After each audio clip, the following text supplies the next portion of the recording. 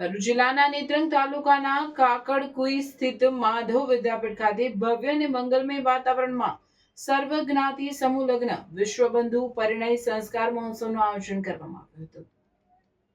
વિશ્વબંધુ પરિવાર અને વિદ્યાભારતી વનવાસી શિક્ષણ સમિતિ દ્વારા સંયુક્ત રીતે આ સેવા કાર્ય સંપન્ન થયું હતું। આ પ્રસંગે ગુજરાત રાજ્યના મુખ્યમંત્રી ભૂપેન્દ્રભાઈ પટેલ ખાસ ઉપસ્થિત રહ્યા હતા।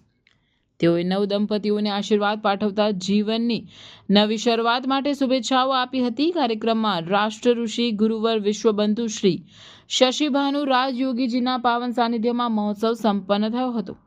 સંતગણ, અતિથિ વિશેષ અને અન્ય મહાનુભાવોના હસ્તે દીપ પ્રાગટ્યથી મંગલ પ્રારંભ કરવામાં આવ્યો હતો। માધવ વિદ્યાપીઠના પટાંગણમાં આયોજિત આ કાર્યક્રમમાં સામાજિક સમરસતાના દર્શન થયા હતા। મહોત્સવમાં મોટી સંખ્યામાં સંતગણ, રાજકીય અગ્રણીઓ, મહંતો અને સમાજના અગ્રણીઓએ હાજર રહીને નવપરિણીત યુગલોને આશીર્વચન પાઠવ્યા હતા। સ્થાનિકો દ્વારા ભગીરથ કાર્યને બિરદાવવામાં આવ્યું હતું, જે વનવાસી અને ગ્રામ્ય વિસ્તારમાં શિક્ષણની સાથે સામાજિક ઉત્તરદાયિત્વનું પણ ઉત્તમ ઉદાહરણ પૂરું પાડે છે। વડાપ્રધાનશ્રીએ દરેક સમાજના દરેક વર્ગના નાગરિકનું જીવન સુચારુ અને સુખમય બને તે માટે આપણને સૌનો સાથ, સૌનો વિકાસ, સૌનો વિશ્વાસ અને સૌના પ્રયાસનો કાર્ય મંત્ર આપ્યો છે। વિશ્વબંધુ સંસ્થા અને વિદ્યાભારતી વનવાસી શિક્ષણ સમિતિ દ્વારા આદિવાસી વિસ્તારના કાકડકુઈમાં આયોજિત 51 દીકરીઓના ભવ્ય સમૂહ લગ્નોત્સવમાં આ વડાપ્રધાનશ્રીના કાર્ય મંત્રને સાકાર કરતો આજનો અવસર છે। આજે પ્રભુતામાં પગલા પાડી રહેલ નવ દંપતીઓનું દાંપત્ય જીવન સુખમય અને સમૃદ્ધિપૂર્ણ રહે તેવી હું હૃદયથી શુભેચ્છાઓ પાઠવું છું।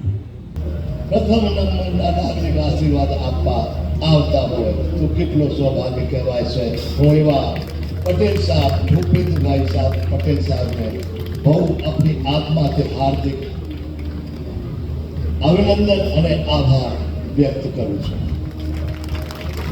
સાથે જ हमारे यहाँ કેટલાક આપણા રાજકીય રાજવંશ સાહેબો, બધાનું નામ હું લખતું નથી, પણ આ મંચ ઉપર પધારેલા છે તો એક જ વાતને કેમ કે મને કહેવામાં આવ્યો છે સમયની અગત્યતા છે, એટલે હું બધાનો ખૂબ ખૂબ અભિનંદન અને આભાર વ્યક્ત કરું છું। આ મંચ પર આવીને આ છોકરીઓને બધા આશીર્વાદ આપવા પધારે છે, એટલે એમનો खूब खूब आभार व्यक्त करूँ છું। आदिवासी क्षेत्र में यहाँ पर विकास होवे, सभी बच्चे बच्चे अच्छी तरह से पढ़े, आत्मनिर्भर बने और यहाँ पर प्रदूषण बिना के बहुत सारे उद्यम और उद्योग खड़े किए जाए, ऐसे हमने आज सीएम साहब से चर्चा की है और इस विषय में हम आगे विचार कर रहे हैं कि विद्या भारती शिक्षण समिति के साथ में मिलकर यहाँ पर विकास का अवसर बनाया जाए। ઉનાળાની સિઝનમાં ફરવાનું આ એક સ્થળ તો યાદ બધાને આવે જ છે, એ છે વોટર પાર્ક।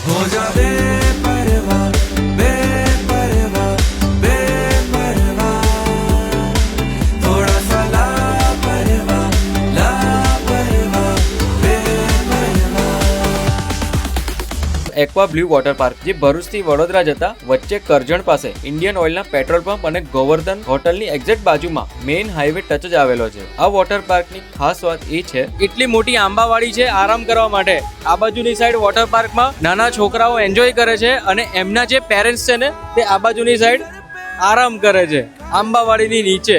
તો આખું ગુજરાત ફરી લો પણ આ રીતનો જે સીન છે ને આરામ કરવા માટે બીજે ક્યાંય નહીં મળે, ખાલી ને ખાલી એક્વા બ્લુ વોટર પાર્કમાં જ મળશે। અહીંયા કન્ટિન્યુઅસ ફિલ્ટરેશન પ્લાન્ટ છે, જેથી લોકોને એક ડર હોય કે પાણી ખરાબ હશે તો, પણ હવે ચિંતા છોડી દો। ચિલ્ડ્રનની હાફ ટિકિટ 450 રૂપિયા છે અને ફૂલ ટિકિટ 700 રૂપિયા છે। અહીંયા કોસ્ટ્યુમ, સેફ લોકર તેમજ ચેન્જિંગ રૂમ થી લઈને દરેક ફેસિલિટી અવેલેબલ તો રહેવાની જ છે। ભાઈ વોટર પાર્કમાં એન્જોય કર્યા પછી છે ને બધાને ભૂખ તો લાગવાની જ છે, અને અહીંયા તમારું જે ફેવરેટ કિચન છે ને, પંજાબી છે, ચાઇનીઝ છે, પાઉંભાજી છે, એ તો અવેલેબલ છે જ, અને સાથે સ્નેક્સના પણ ઘણા બધા ઓપ્શન અવેલેબલ છે। અલગ અલગ વોટર રાઇડ્સ તેમજ રેન ડાન્સની સાથે આ સ્પોટને ફેમિલી તેમજ કપલની જોડે મોસ્ટ મેમોરેબલ બનાવી શકો છો। Aqua blue water park, NH48 Karjan.